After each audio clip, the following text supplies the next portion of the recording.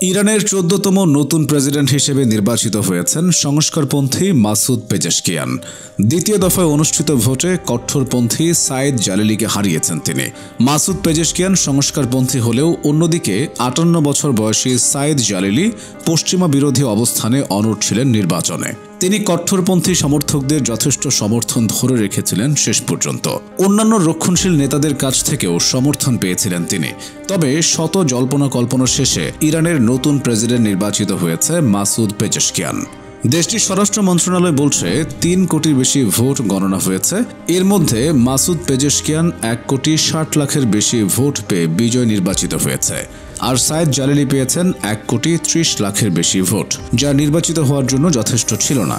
ইরানে ২০২৫ সালের জুনে প্রেসিডেন্ট নির্বাচনের ভোট হওয়ার কথা ছিল, অর্থাৎ ক্ষমতাসীন প্রেসিডেন্টের ৪ বছরের মেয়াদ শেষে ভোট অনুষ্ঠিত হতো। কিন্তু গত ১৯শে মে ইরানের প্রেসিডেন্ট ইব্রাহিম রাইসি হেলিকপ্টার বিধ্বস্ত হয়ে নিহত হলে প্রেসিডেন্ট পদটি শূন্য হয়ে পড়ে। ফলে আগাম নির্বাচনের বিকল্প ছিল না। ইরানের সংবিধান অনুযায়ী ৫০ দিনের মধ্যে নতুন নির্বাচন আয়োজনের বাধ্যবাধকতা রয়েছে। ইরানের প্রেসিডেন্ট নির্বাচিত কে এই মাসুদ পেজেশকিয়ান? মাসুদ পেজেশকিয়ান সংস্কারপন্থী হিসেবে পরিচিত। ১৯৯৭ সালে মাসুদ পেজেশকিয়ানের রাজনৈতিক যাত্রা শুরু হয় মোহাম্মদ খাতামির প্রশাসনে উপস্বাস্থ্যমন্ত্রী হিসেবে যোগ দেওয়ার মাধ্যমে।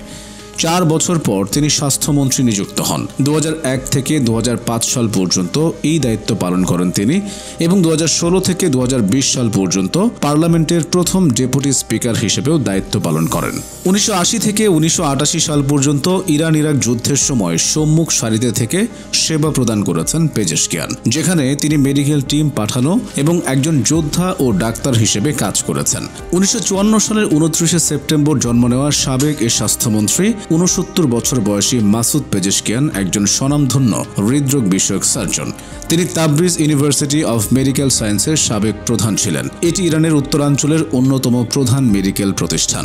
পেজেশকিয়ান ২০১৩ এবং ২০২১ সালেও তিনি প্রেসিডেন্ট নির্বাচনে অংশ নিয়েছিলেন। তবে ২০১৩ সালে তিনি হাশেমি রাফসানজানিকে সমর্থন দিয়ে প্রার্থিতা প্রত্যাহার করেন এবং ২০২১ সালে গার্ডিয়ান কাউন্সিল তার প্রার্থিতা বাতিল করে। ইরানের ক্ষমতা বেশ কয়েক বছর ধরে রক্ষণশীলদের হাতে রয়েছে। তবে পেজেশকিয়ান জয় পাওয়ায় সংস্কারপন্থীরা আশার আলো দেখছেন।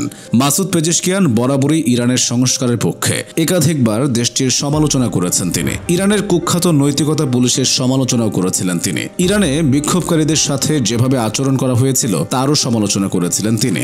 এছাড়াও পেজেশকিয়ান ইরানে ২০১৮ সালের বিক্ষোভ পরিচালনার সরকারি পদ্ধতিকে বৈজ্ঞানিক ও বুদ্ধিবৃত্তিকভাবে ভুল বলে মন্তব্য করেছিলেন। তিনি সব ঘটনার জন্য দেশের ব্যবস্থাকে দায়ী করে বলেন, আমাদের আরও ভালো করা উচিত ছিল। নির্বাচনের প্রচারণায় পেজেশকিয়ান প্রতিশ্রুতি দিয়েছিলেন ইরান থেকে হিজাব আইন প্রত্যাহারের। হিজাব বাধ্যতামূলক করার জন্য পুলিশ প্যাট্রোলিং বন্ধেরও প্রতিশ্রুতি দিয়েছিলেন। উল্লেখ্য, ২০২২ সালে এই হিজাব ইস্যুতেই মাহসা আমিনি নামক এক তরুণীর মৃত্যু হয়েছিল ইরানি পুলিশ কাস্টডিতে, যা নিয়ে উত্তাল হয়ে উঠেছিল ইরান। সরকারের বিরুদ্ধে প্রতিবাদে রাস্তায় নেমেছিলেন কয়েক হাজার সাধারণ মানুষ। এই আবহে ইরানের নির্বাচনের সংস্কারপন্থীর জয় বেশ তাৎপর্যপূর্ণ বলে মনে করা হচ্ছে। নির্বাচনী রান অফে জিতে ইরানের সংস্কারবাদীদের আশা জাগিয়ে তুলেছেন মাসুদ পেজেশকিয়ান। এর আগে বিগত কয়েক দশক ধরে ইরানের রাজনীতিতে আধিপত্য দেখা দিয়েছে রক্ষণশীল এবং অতি রক্ষণশীল শিবিরগুলোর। এদিকে প্রাক্তন রাষ্ট্রপতি মোহাম্মদ খাতামি এবং মধ্যপন্থী হাসান রুহানি এই নির্বাচনে সমর্থন জানিয়েছিলেন মাসুদকে। ভোট প্রচারের সময় মাসুদ পেজেশকিয়ান পরমাণু সমঝোতা পুনরুজ্জীবিত করতে পশ্চিমা দেশগুলোর সঙ্গে গঠনমূলক সম্পর্কের আহ্বানও জানিয়েছিলেন।